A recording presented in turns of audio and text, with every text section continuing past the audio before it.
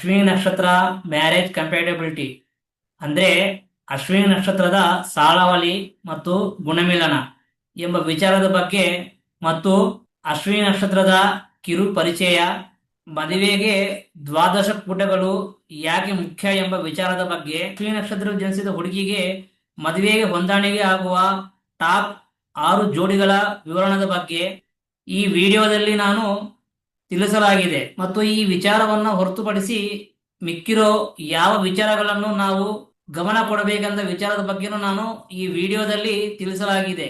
ಹಾಗಾಗಿ ಈ ವಿಡಿಯೋವನ್ನು ಕೊನೆ ತನಕ ಸ್ಕಿಪ್ ಮಾಡದೆ ನೋಡಿ. ನಮಸ್ಕಾರ ವೀಕ್ಷಕರೇ.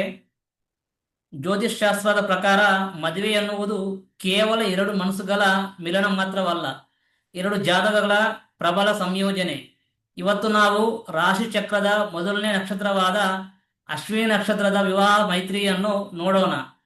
ಸಾಮಾನ್ಯವಾಗಿ ನೀವು 8 ಕೂಟಗಳ ಬಗ್ಗೆ ಕೇಳಿರ್ತೀರ. ಆದರೆ ಮೈಸೂರು ಒಂಟಿಕೊಪ್ಪಲ್ ಪಂಚಾಂಗದ ಪ್ರಕಾರ ಮತ್ತು ಸನಾತನ ಧರ್ಮದ ಪ್ರಕಾರ ದಾಂಪತ್ಯ ಜೀವನ ದೀರ್ಘಕಾಲ ಚೆನ್ನಾಗಿರಬೇಕಂದ್ರೆ 12 ಕೂಟಗಳು ಪರಿಶೀಲನೆ ಬಹಳ ಮುಖ್ಯ. ಅಶ್ವಿನಿ ನಕ್ಷತ್ರದ ಕಿರು ಪರಿಚಯ. ಈ ಅಶ್ವಿನಿ ನಕ್ಷತ್ರದ 4 ಪಾದಗಳು ಮೇಷರಾಶಿಗೆ ಸೇರುತ್ತವೆ. ಈ ಅಶ್ವಿನಿ ನಕ್ಷತ್ರದ ಅಕ್ಷರಗಳು ಯಾವುದಪ್ಪ ಅಂದ್ರೆ ಚೂ, ಚೇ, ಚೋ, ಲ. ಈ 4 ಅಕ್ಷರಗಳು ಅಶ್ವಿನಿ ನಕ್ಷತ್ರಕ್ಕೆ ಸೇರುತ್ತವೆ. ಈ ಅಶ್ವಿನಿ ನಕ್ಷತ್ರಕ್ಕೆ ಅಧಿಪತಿ ಕೇತು ಗ್ರಹನು ಆಗಿರ್ತಾನೆ. ಈ ಅಶ್ವಿನಿ ನಕ್ಷತ್ರದ ಗಣ ದೇವಗಣ ಆಗಿದೆ. ಈ ಅಶ್ವಿನಿ ನಕ್ಷತ್ರದ ಯೋನಿ ಕುದುರೆ ಆಗಿದೆ. ಈ ಅಶ್ವಿನಿ ನಕ್ಷತ್ರದ ರಜ್ಜು ಪಾದರಜ್ಜು ಆಗಿದೆ. ಈ ಅಶ್ವಿನಿ ನಕ್ಷತ್ರದ ನಾಡಿ ಆದಿನಾಡಿ ಆಗಿದೆ. ಇದು ಈ ಅಶ್ವಿನಿ ನಕ್ಷತ್ರದ ಕಿರು ಪರಿಚಯ. ಈ ಅಶ್ವಿನಿ ನಕ್ಷತ್ರದವರು ಚಟುವಟಿಕೆಯ ಚಿಲುಮೆಗಳು. ಇವರಿಗೆ ಸಾತ್ವಿಕ ಮತ್ತು ಹೊಂದಾಣಿಕೆ ಮಾಡಿಕೊಳ್ಳುವ ಸಂಗಾತಿ ಬೇಕು. ಈ ದ್ವಾದಶ ಕೂಟಗಳು ನೋಡುವುದು ಮದುವೆಗೆ ಯಾಕೆ ಮುಖ್ಯ ಎಂಬ ವಿಚಾರದ ಬಗ್ಗೆ ಈಗ ನಾವು ತಿಳಿಯೋಣ. ನಾವು ಕೇವಲ ಗುಣಗಳನ್ನು ನೋಡುವುದಿಲ್ಲ, ಈ 12 ಅಂಶಗಳನ್ನು ಸಹ ನಾವು ನೋಡಬೇಕಾಗುತ್ತದೆ. ಮೊದಲನೇ ಕೂಟ ದಿನಕೂಟ. ಈ ಕೂಟದಿಂದ ನಾವು ಜೋಡಿಗಳ ಆಯುಷ್ ಮತ್ತು ಆರೋಗ್ಯದ ಬಗ್ಗೆ ತಿಳಿಯಬಹುದು. 2ನೇ ಕೂಟ ಗಣಕೂಟ. ಈ ಕೂಟದಿಂದ ನಾವು ಇಬ್ಬರ ಮನಸ್ಥಿತಿ ಯಾವ ತರ ಇರುತ್ತದೆ ಎಂಬ ವಿಚಾರದ ಬಗ್ಗೆ ನಾವು ತಿಳಿಯಬಹುದು. 3ನೇದು ಮಹೇಂದ್ರ ಕೂಟ. ಸಂತಾನ ಮತ್ತು ವಂಶವೃದ್ಧಿಗೆ ಈ ಕೂಟ ತುಂಬಾನೇ ಮುಖ್ಯ. 4ನೇದು ಸ್ತ್ರೀ ದೀರ್ಘ ಕೂಟ. ಈ ಕೂಟದಿಂದ ನಾವು ದೀರ್ಘ ಸುಮಂಗಲಿ ಯೋಗವನ್ನು ನಾವು ನೋಡಬಹುದು. 5ನೇ ಕೂಟ ಯೋನಿ ಕೂಟ. ಇದು ಜೋಡಿಗಳ ದೈಹಿಕ ಸುಖ ಮತ್ತು ಹೊಂದಾಣಿಕೆ ಬಗ್ಗೆ ಹೇಳುತ್ತದೆ. 6ನೇ ಕೂಟ ರಾಶಿ ಕೂಟ.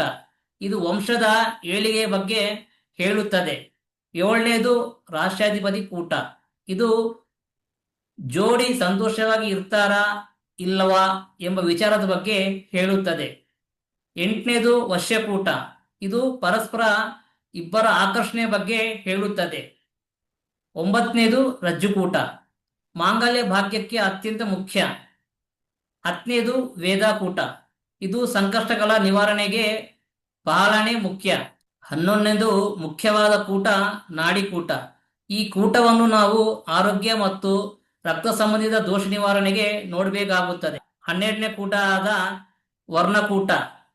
ಇದು ಒಬ್ಬರೊಬ್ಬರ ಜೋಡಿ ಬಗ್ಗೆ ಯಾವ ತರ ಇರುತ್ತದೆ ಎಂಬ ವಿಚಾರದ ಬಗ್ಗೆ ತಿಳಿಸುತ್ತದೆ ಮತ್ತು ಸ್ವಭಾವವನ್ನು ಸಹ ನಾವು ಇದರಿಂದ ನೋಡಬಹುದು. ಇದು ಈ ದ್ವಾದಶ ಕೂಟಗಳ ಕಿರು ಪರಿಚಯ ಮತ್ತು ಮಹತ್ವ.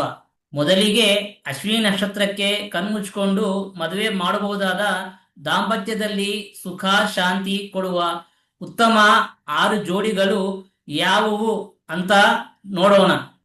6ನೇ ಸ್ಥಾನ ಇರುವ ನಕ್ಷತ್ರ ಮಖ ನಕ್ಷತ್ರ.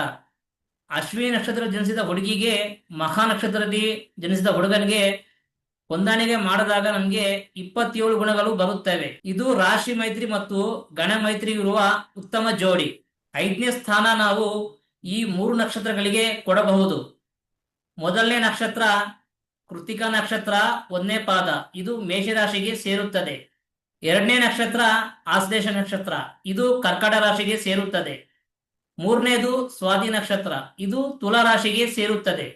ಈ ಅಶ್ವಿನಿ ನಕ್ಷತ್ರ ಜನಿಸಿದ ಹುಡುಗಿಗೆ ಮತ್ತು ಈ 3 ನಕ್ಷತ್ರಗಳು ಜನಿಸಿದ ಹುಡುಗನಿಗೆ ನಾವು ಹೊಂದಾಣಿಕೆ ಮಾಡಿದಾಗ 28 ಗುಣಗಳು ಬರುತ್ತವೆ. ಇದು ಕೂಡ ಅಶ್ವಿನಿ ನಕ್ಷತ್ರಕ್ಕೆ ಉತ್ತಮ ಹೊಂದಾಣಿಕೆ ಎಂದು ನಾವು ಹೇಳಬಹುದು.